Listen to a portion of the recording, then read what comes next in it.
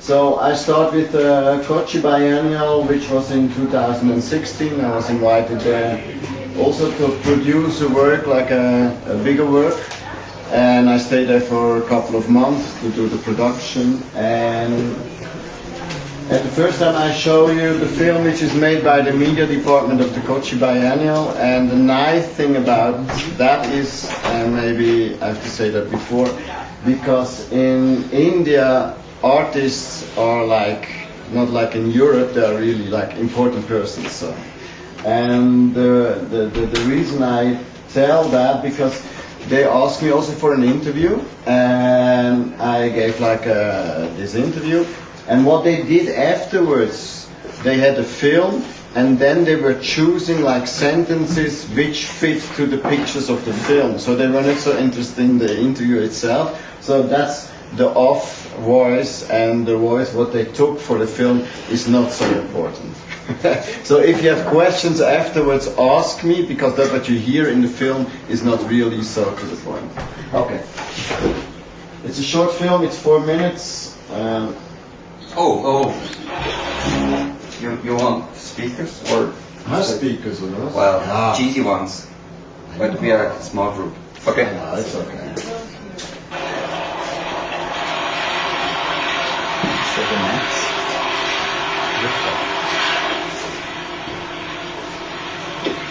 I'm Gramsma. I'm an artist. Artwork, it's about a very local site. I call it like a hyper-local work. And riff off, it's a title or it's an expression coming out of the music. It's like borrow a line. And what I borrowed was like maybe the site, the soil, the culture a little bit. And so by doing that and being in contact with the guy in the JCB, explaining him how to dig, you know, I'm not speaking their language, so it was more like with my hands explaining how to do, but I think step by step we got more contact.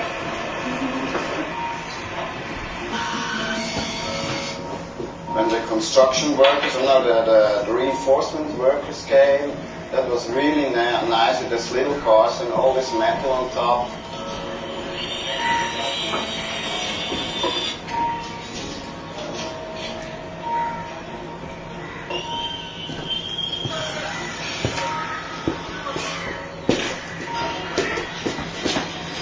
At the moment we start bumping, it was like, you know, the sky above us was like, you know, all this water falling down.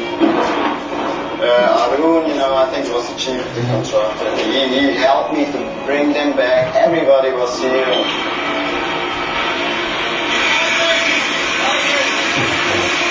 That made it like, you know, a happening you can't organize. It was part of the work, and that's, yeah, and that evening something happened, you know. It was like not about different cultures, we just worked together, and everybody gave his best to make this work done. It was really nice. In the end, we succeeded, everything was inside, the concrete, you know, get blocked. In the end we ended up, so everybody was done and we went home, really lucky day.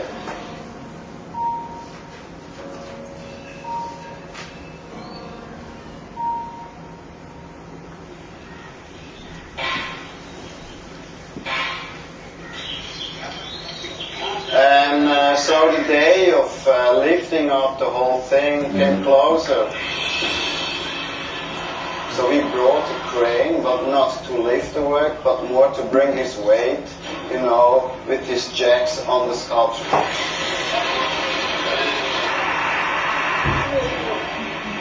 Then the moment came that we start lifting, so the crane, he moved away, we start moving over the dirt to the other side, like a whip, you know, make it more heavy on the other side. And hope the good spring open. It was incredible. You saw a little crack, and then the emotions changed. Oh no, it's not going to work until it will work, you know.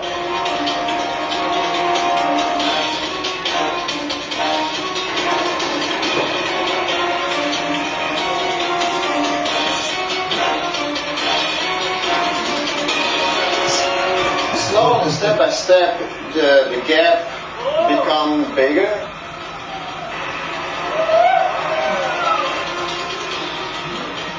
So, and then it opened up like a miracle.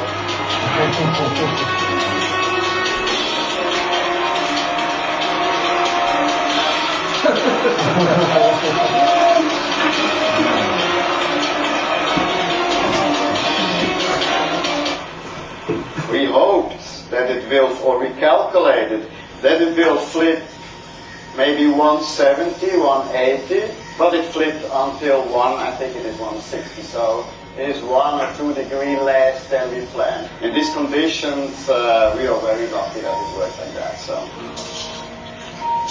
now I'm standing here in front of almost finished work and see what the public is saying. So I'm done, so I have nothing to do. And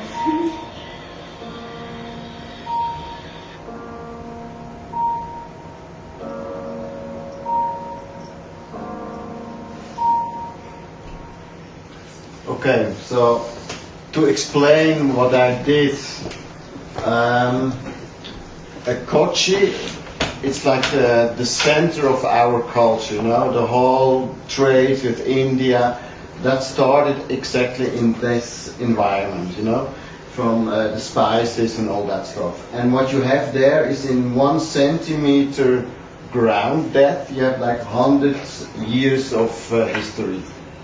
And what I did, I dig a hole, and in the size of this drawing, and this is a little model with Lego. So the principle is, this is like the plate. There we go 150 down, and underneath you have a piling foundation made out of these palm tree trunks. And the whole construction is sitting on 8 of these trunks, and then the whole gap will fill with concrete. And on the back side, on this side, we dig away the soil so that it can flip open.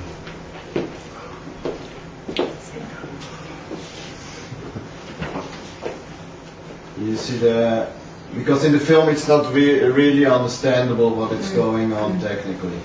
I'll just show you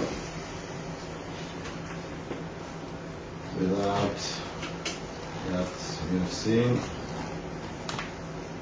So this was like the situation, the concrete is in the ground, and the idea was to use the ground as the mold and to materialize this void.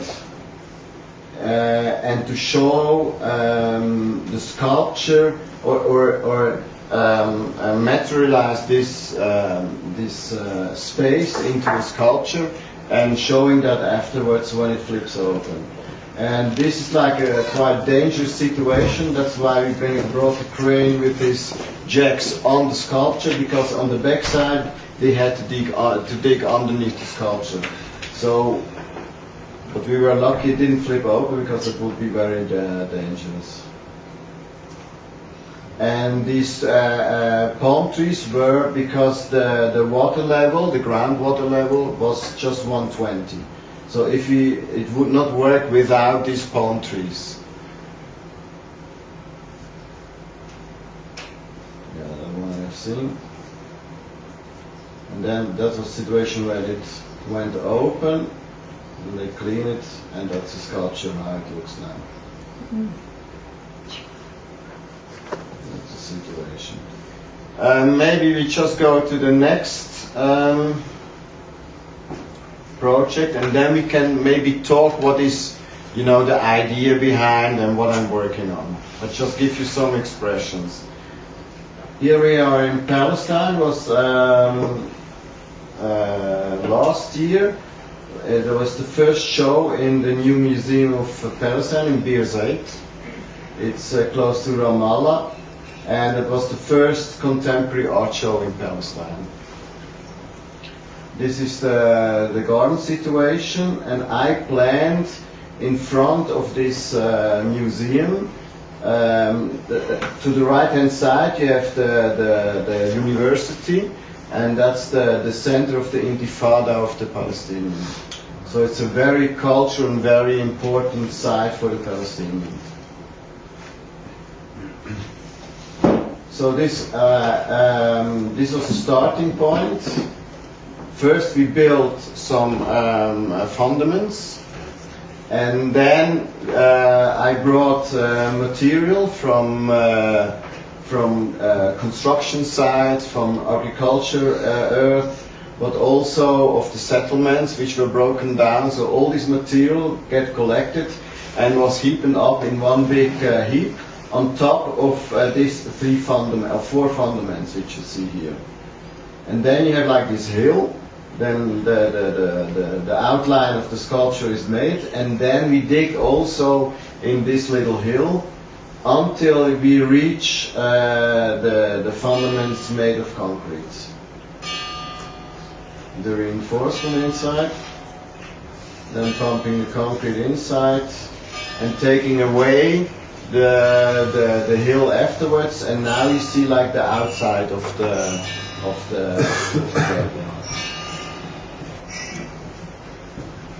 the sculpture was accessible.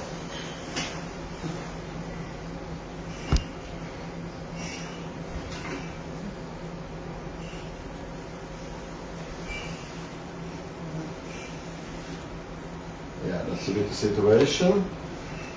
Maybe just really another one. This film is not so nicely done, but it shows quite good what I'm doing.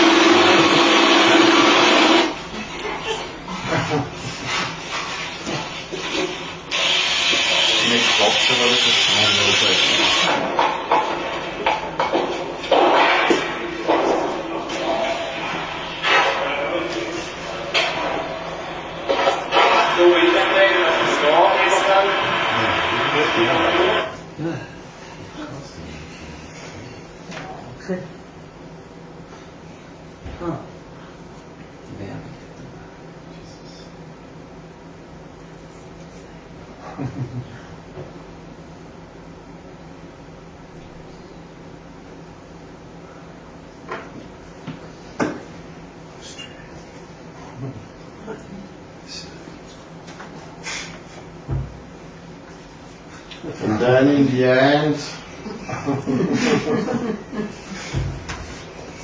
we put the car in the center of Hur, which is a town here in the valley.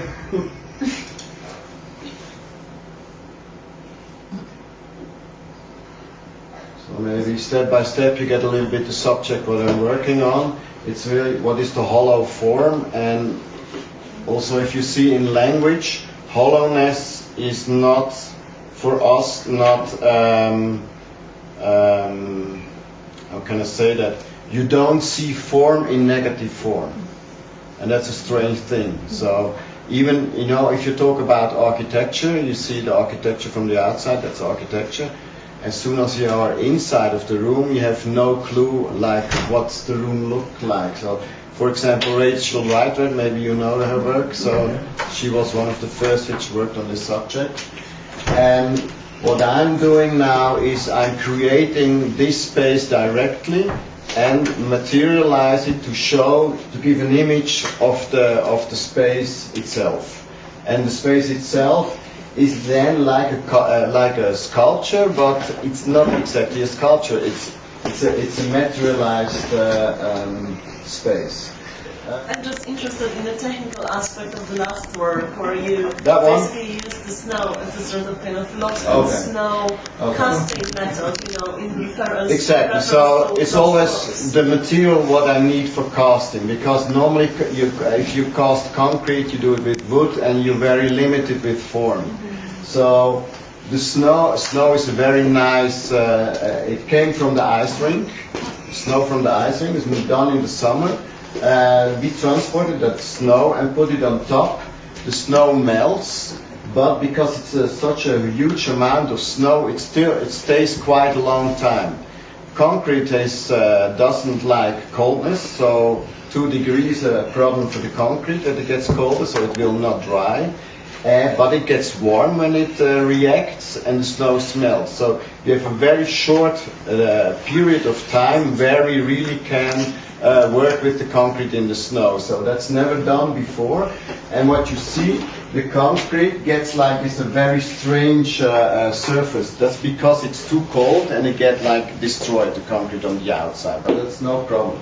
But for me, for the sculpture. But what is nice by putting the snow on top of this car and digging to the car, you get really nice connections to the other forms. So what you have, like what Brancusi and all these sculptures were working on, like how can you create forms which goes into each other? I don't know if you know a little bit that subject. It's a very big issue, or was a big issue in traditional sculpture. And if you're working with a normal positive form and a hollow form together, then it's really easy to handle that. And it's very interesting how you connect forms together. So that's a big research for me. And also then you will see here in the Etchi Lake. So how can you connect the work what you do, the sculpture you produce, how will it fit and how does it connect to its environment? Also really in language of form. I show you another one, which is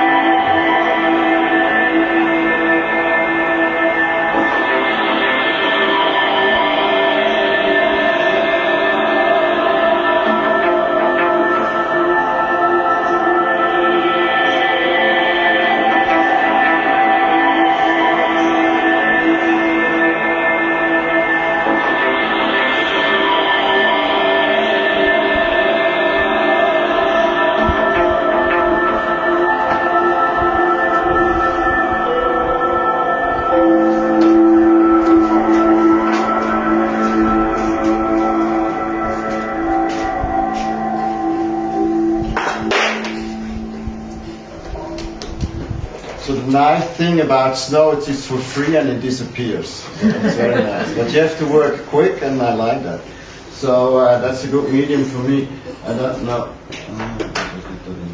So in this work, I was in Arbon. It's in a village in Switzerland where they produce a lot of sugar from Zuckerrüben. I don't know the word in English.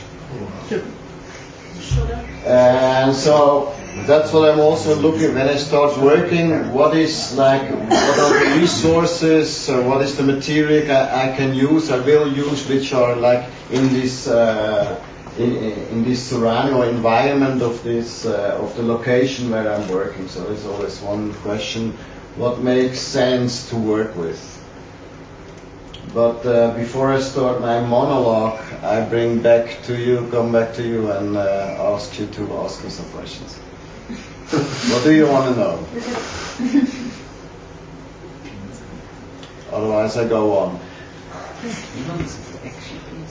All the fuss with the action. What's that? All the fuss with the action piece now. Okay.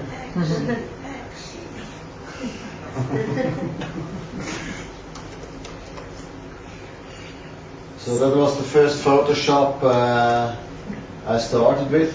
And when Johannes asked me to participate in the show, he was talking about these locations which are in the Salviental, and all of a sudden he mentioned the reservoir. And quite quick, the idea of a lake which changes its surface was very interesting for me, because normally a lake is fixed and it stays like it always is. But here you have a situation that the water disappears and it will rise again. And I thought that's an interesting situation. So it was the beginning of the production, more or less.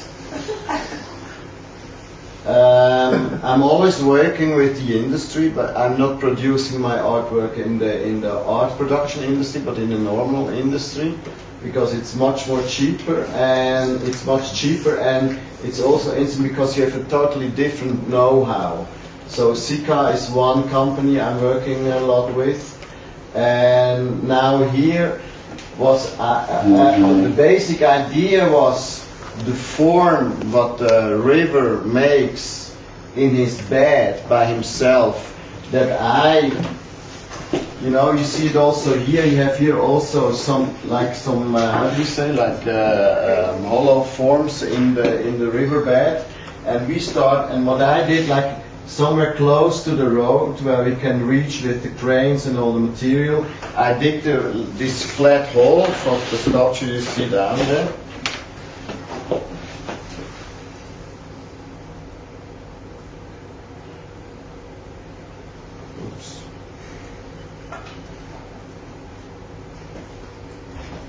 And then we made like a first layer, not until to the bottom, but just here around.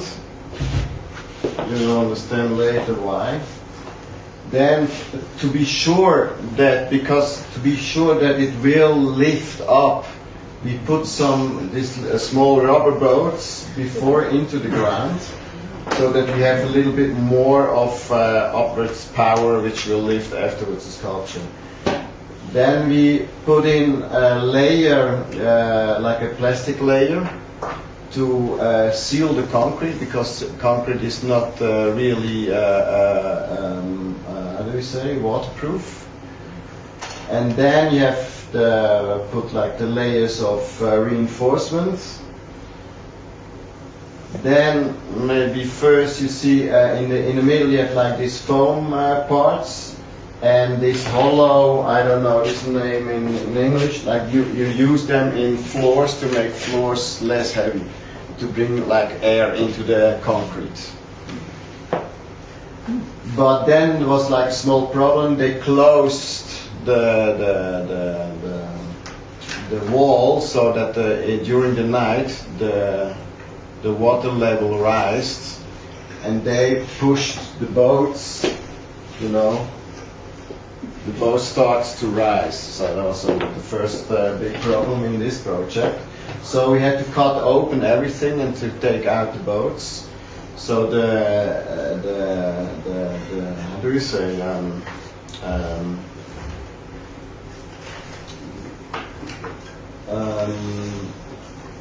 because the boats, they were just to make sure that it will lift. So we lost a certain kind of security with the boat, so that we have to take it out. So, and then we put more reinforcement and put a lightweight concrete on top. So the form is pretty finished like that. And then we sealed it from the inside with another layer of special concrete. Here you see this lightweight concrete. It looks a little bit different than regular concrete. This is the situation. And actually, you could now just close the wall and let the water rise, and it would lift like it. But that's what the engineer said. But we wanted to be sure, and we digged a little bit around, so we freed the sculpture. But I think that was that was more a psychological thing, because we thought, yeah, when you see the sculpture free, the water can better go there. But actually, it was no need to do that. But we just, yeah. So this is the situation. You see that the sculpture, the concrete takes also the material of his surrounding. So it's in a normal sculpture you have a patina.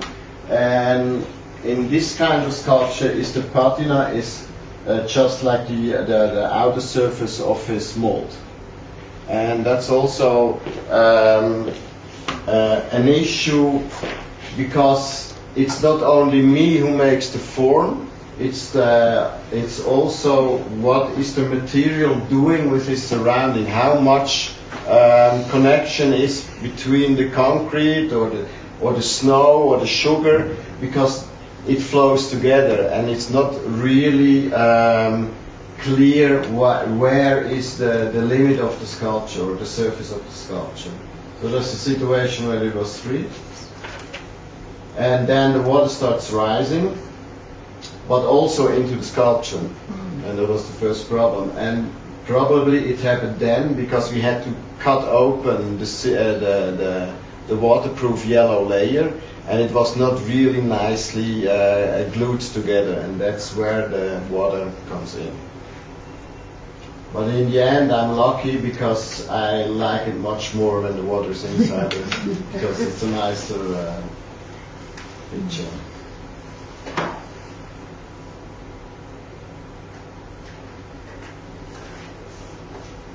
Yeah, that's a little bit the situation we have now. So hopefully the weather like it will be for the next months too. So now it floats free. Now it floats free. We put here kind of an anchor, like a big stone, and it is because it's not allowed that he will float to the big wall. That would be too risky for the human there. So it's a question. What I'm interested in is what is space and what is the body. What is the environment, and like these are the questions I'm working with, because what you see here is exactly the same thing what you see here. And if you try to understand what this river did in the landscape, it's exactly the same what I did in the river. So maybe like this you start to. So what I do is I try to understand the situation where I'm working, not only physically but in terms of space and in terms of sculpture, and then try to use that language in my work what I'm doing then. I don't want to go too abstract, but I try to follow your knowledge of these questions. So I need questions to bring, maybe, to help you to understand. Yeah. So how important is the space, the specific space for you? Do you think it's the same to do it in this lake and in any other lake, or?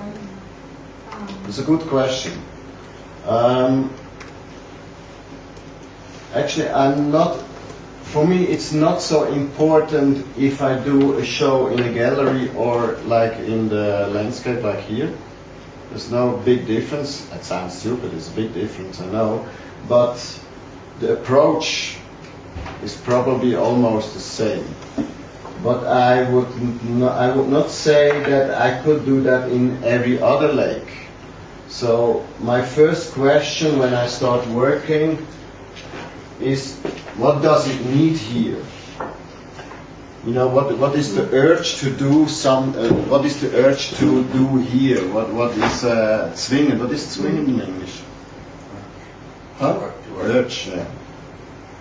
I think that's an important question. It's not about bringing something there, but it's more what is the conditions and the surrounding, even the people and the valley itself. What is it asking for? And I give this question. I give this answer.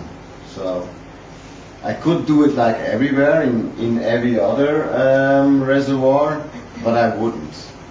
And on the other hand, I couldn't, because it's very seldom that you can do that like in such a way, because normally it's forbidden to swim, and it's even more forbidden to dig holes and bring in concrete there. So it's a very special situation.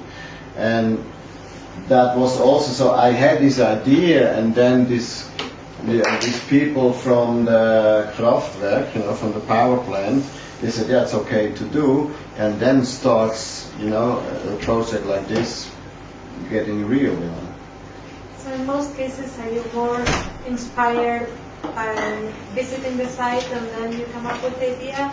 No. You have a few ideas. No, I have also ideas in my head and waiting for moments when I can realize that. Yeah. And sometimes it goes, in both directions. Excuse me, I didn't catch the sense. He said you are related to the river, and that I didn't understand. What the river does in his bed, he digged this whole situation of the valley. That's what the river did. Mm-hmm. And I dig just a little bit deeper, Mm-hmm. And the form, the shape, is that something that comes to you just as an I don't think so much about forms, because, I think it's quite important not to think so much about form, because that's aesthetic, mostly an aesthetic, or you have to tell a story, about, whatever. But if there is no urge for a certain form, I give the freedom to the form to develop. So when you have the urge, it's more conceptual than visual? No, I wouldn't say that. It's in between. Okay. No, if there is no form, like Olaf Browning had a nice sentence, wenn nichts weiß, malt ein Kreis. Right. Okay. Who doesn't know anything draws a circle. You make a circle. The circle is the solution for anything. You don't know anything. Right. But that's not what I'm doing. I just want to say that, but you could read it like that. But I think if you, I think there is no question about sense. So sense gets created by starting a subject. And it's not anything is possible. Absolutely not. I think you have in a project like that, you have so many problems, technically, money-wise, people-wise, people helping, nature, rain, powers, all that stuff, time, the water rises, it goes down, and that's related to the power plant when they need to produce power. So there are so many difficult issues, and there's just a certain moment when you can do that. So there are so many issues which work into this work that make a decision almost. It seems like, but for me it was clear. It's something what comes out of, not out of the ground, but a scale of a fish. Mm-hmm. It's like a thin scale which loosens up from the ground. Mm. That was the first picture I had. Creating something, taking a form from the ground which is already there. Visualizing a form which is already there. And for me, it was a form like this that is full of these forms. So. Mm-hmm. And then for me, it's also an interpretation afterwards. then the picture starts. The picture starts making himself, and it's creating in my head. You know, it's visualizing in my head, and then it starts making sense, and then I change the dimensions, make it smaller or bigger. You know, and that's on site when I'm doing that. Then I make decisions, also in the form. And I think it's pretty, for me, it makes no sense to think about a nice form going there and digging it. It doesn't make sense at all. But it will not say that I don't have any idea about what form I will dig. You know? I understand, yeah. Yes. More questions? So I'm curious about this work, but also I think perhaps the others as well. After the exhibition, what happens to the object? To that one? Yeah. That's still a question. You know, what I'm interested in is, you know, years before there was the question, what is art? And then we had like maybe the last 20 years, what is good art? And maybe now we are in a time where you could say, when is art? And I think that's a very interesting question. When does the artwork start? And when does it finish? Is this artwork an artwork when the opening is there? Or is it already now already an artwork? Or was it already an artwork when we start digging? Or was it already an artwork in my head? And is it an artwork, stops the artwork when we have to throw it away? I think it will not happen, but it's not possible that it will stay forever on the lake. But maybe it floats over here and gets a biotope, I don't know. That's also up to the people. That's not just my story. I have suggestions for that, and then it's up to the people what they want to do also. So it will change, yes. Do you think a lot about the materials you're using? Like, for instance, are you troubled by the fact that you're using you know, these floaters and the lightweight concrete and so on, as opposed to the more natural, you know? I mean, concrete is pretty natural. Well, but the lightweight, I mean, it's more like... Yeah, you're right. The lightweight here was not a decision in the beginning. We started with the idea of normal concrete. Maybe I have to say, normally I do everything myself. But we had so many projects going on at the moment, because we went nuts. So I told like the companies, okay, you do the organization of the production. And there was this small calculation thought which was made. And then I realized on the evening before we started, hey man, that's not working with normal concrete. They made a mistake. So we had to skip over to the lightweight concrete. So And that's interesting. Yeah, but it's very important. You could say I left the plan.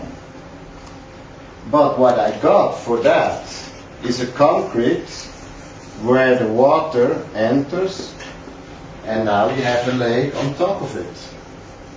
So it's like a painter. He has an idea of a black line, and then it starts dripping once he starts over, or he argues with that dripping line. You know, that's the process what you have every day. You know, and I made a decision, or you have to make a decision. You failed, or is it okay? And you go on. So I go on.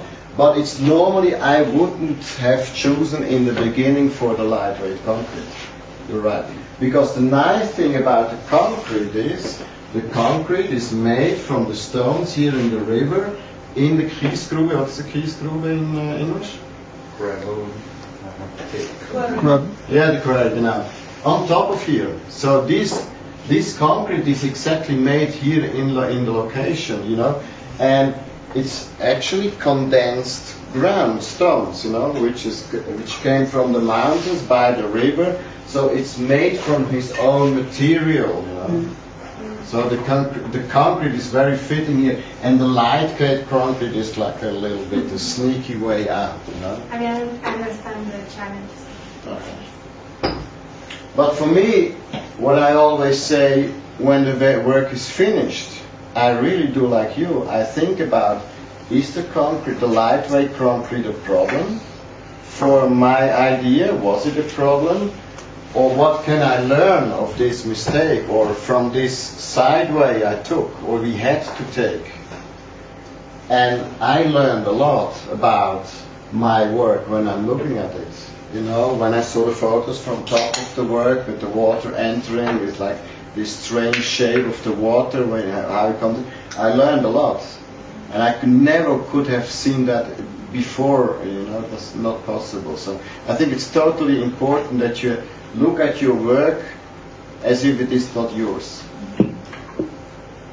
Yeah. I'm just very interested. So I find this aesthetically, this object really pleasing. I just wonder, you know, there's this kind of tension between control and contingency, perhaps. What is contingency? Contingency, perhaps it's something that, you know, happens, is dependent on certain circumstances, or quite controlled, something that happens per incident and so on. And I think that, you know, there is a certain level of contingency in this work, but there is also this idea of control, where you basically, also in the process, where you leave out the water from this bassin, whatever, you know, from this lake, right? And let it in, leave it out, let it in. We've heard about this. It's just fascinating in itself. Sure. So I just wonder whether, you know, you were interested in this process from the very beginning, or whether, you know, this question of control somehow is inherent to your process. You could say that is maybe of nature, control of nature. Exactly. And that's what we are doing, you know. That's what we are doing the whole day, you know. You have a plan, you have to fit in nature, in your whole surrounding, but sometimes you can't, you know. I have to eat and I have to produce, you know, and then I have to use, you know. There is no way out of that, you know. And that's what you have to find your position exactly in between of this question. I mean, that's one of the main subjects. You know, that's responsibility, you know, what we have. Yeah. So it looks, you know, it looks in a way very idyllic, somehow very natural. You use this narrative and this metaphor, you know, of this piece of fish, I forgot the name, that comes up right in natural form. But on the other hand, it's also kind of pinned down, you know, the work is kind of pinned down to the bottom of the lake, you know? Exactly. And the process was highly controlled, like leaving out the water, letting it in, and so on. So, yes. So I'm totally perfectionist and a control freak, but I have to, because otherwise you can't organize projects like that. But on the other hand, I know it's also my, you know, the danger of my work, you know. That's my enemy, you know. I have to deal with that, you know. And I have to be locker, what is locker?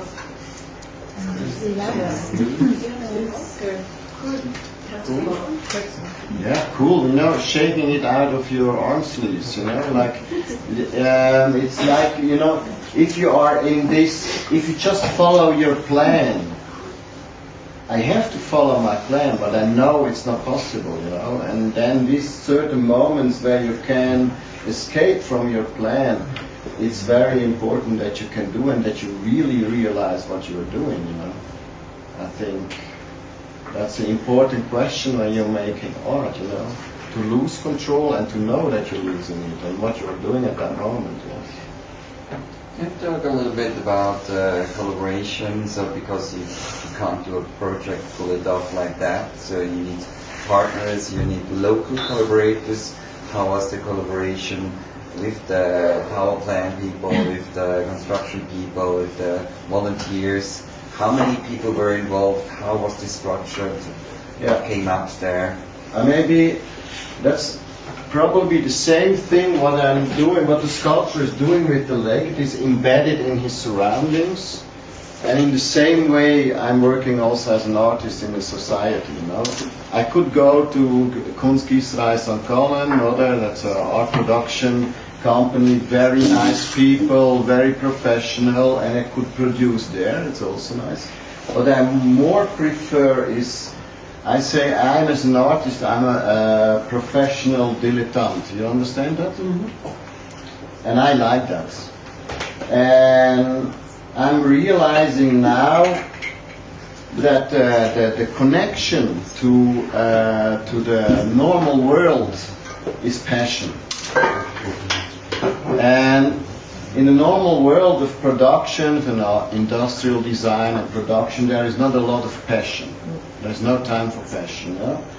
And what I like is working with people, working together with which are totally professional in their knowledge and in their skills. You know, so I start working with the best people, you know, like Sika or engineering people or construction workers, and start discussing with them not only the technical problems, but on a level where even they don't know. Because this problem with the concrete happened because they didn't know. And then you come in a very interesting situation. Because me, as an artist, I'm a professional dilettante. And then when they start working on the limit of their knowledge, they're almost in the same situation than I am. But the difference is, I'm used to that. And that's extremely important. And you have to realize that as an artist from now, you know, a contemporary artist has to know he can handle things which other people not can handle. What I want to say is, because I have to produce an object, an artwork, which is pretty dumb done, you know, smearing with paint and cutting something, you know, it's bricolage, or you know, it's not hardcore how you know it from the industry, you know? It's different, you know, how we are working. But in the end, we are producing an object, an artwork, which is on a high level. If you compare that to design, it's on the same level. And I think that's a very interesting situation. So what you ask, so I go into the society, into the industry, also it doesn't matter where, and try to talk with them on eye level. And I think that's very important that you do that as an artist. That you're not going there and asking, can I have maybe can you help me? No, you go there, you have an idea, you have the passion for that, and that's the first thing which has to connect. If that connects, then you can go on. And then you're talking on eye level. And then it gets really interesting. And then you get also like the situation then will turn. Because then, when I was digging the hole and talking about form, and they were sitting in their machine and digging or whatever, that's a different situation when they make a road, for example.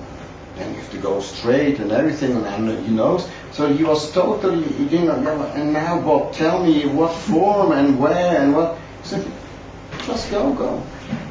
I let you know when it's not okay. And while we are, I mean, there's a small hole, but with the other project, while we are working, they start to understand the whole idea. And in Palestine, for example, he was digging, and then all of a sudden said, no, maybe not here too steep. I said, Bob, I understand. And it was just a normal construction worker, you know.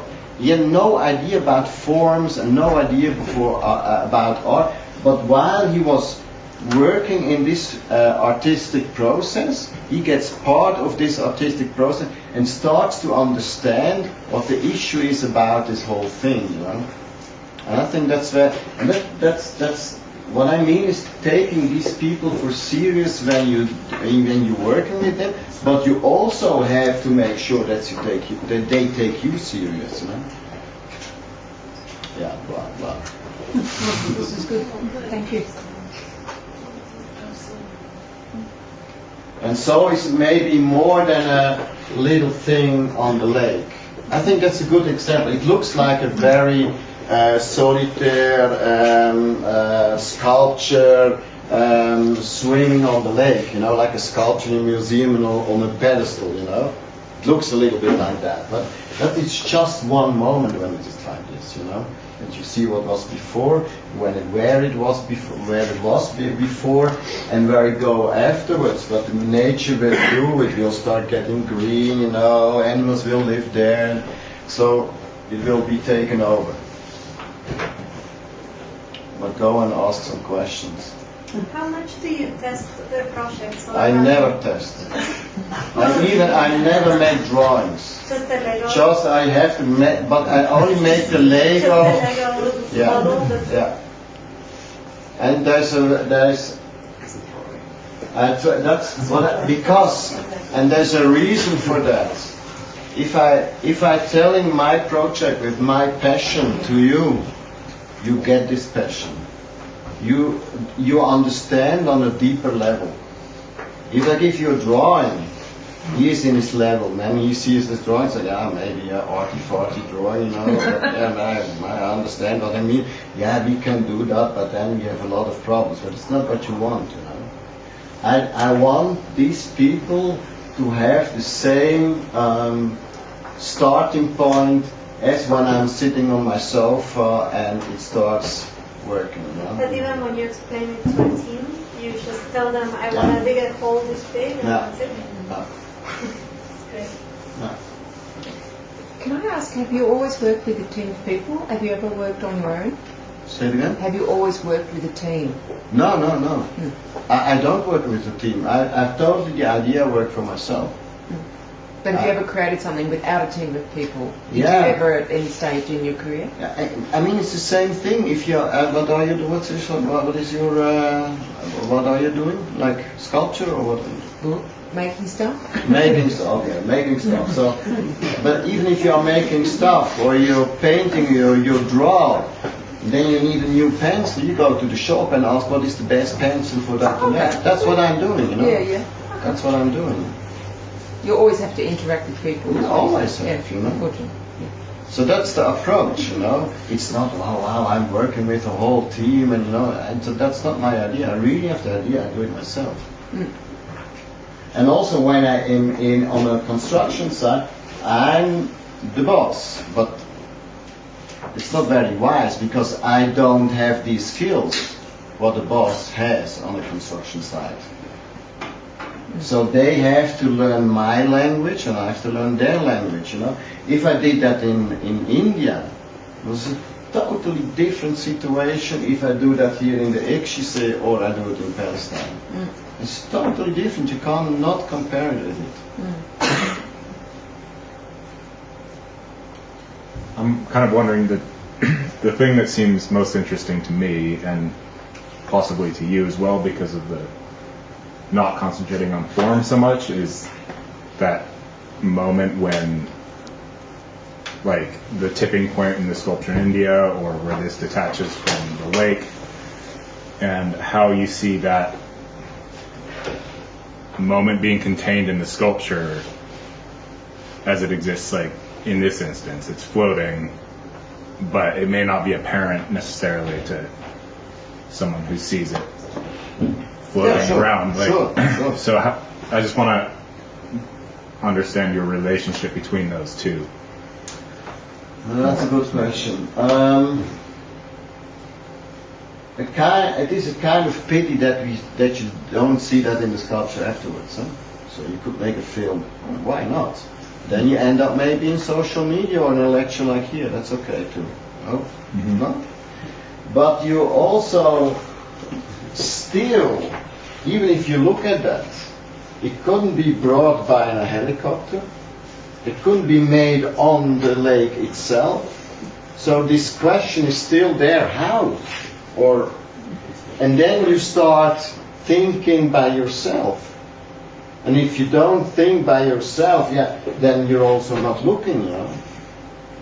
So if you really, what I say, if you look at good art, you can understand without knowing anything. But you have to be able to look at it, you know. to really go into it, to understand what's happening there. If you just follow the images you have already in your head, you don't see shit, you know. But if you see with your eyes, I mean your special, your eye, not my eyes, your eyes, you start understanding, even if you have no know-how. And I'm not talking about, you know, really seeing, you know. Mm-hmm. Just telling what I'm, you know, if you would start telling what you're seeing, I see concrete, I see stones on the outside of the concrete, I see a flat surface on the inside, I see water in the inside, I see water on the outside, the swing. If you do that continuously and you go more deeper and you observe more, you start understanding without any explanation. I'm sure of that. Yeah, of course. So then the whole thing of tipping in India and floating here, or in Palestine, a rock of 180 tons and 3 pillars, man, how the heck is that done, you know? And I think it's even better not to show. Because it's not about that, you know, it's not about the idea.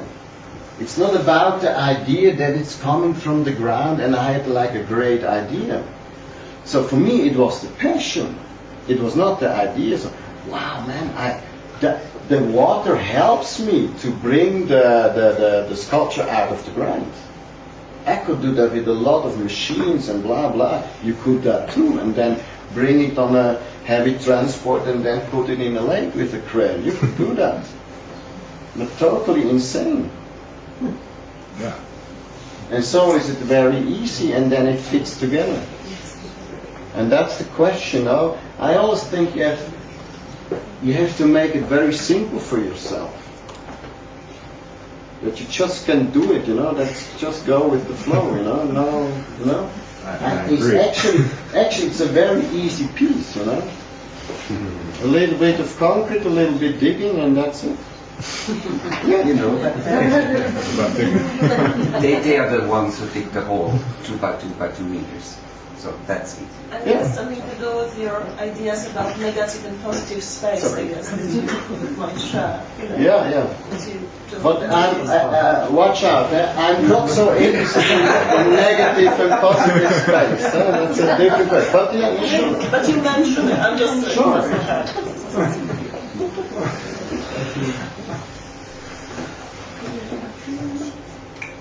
Up to you. Well, I think we can go on like that for ages. But it's so easy. That was a nice day one at the end. I think we cut it here. Bob is here. We can continue talking with a beer, with 2 beers. Oh yeah. Thank you so much, Bob, for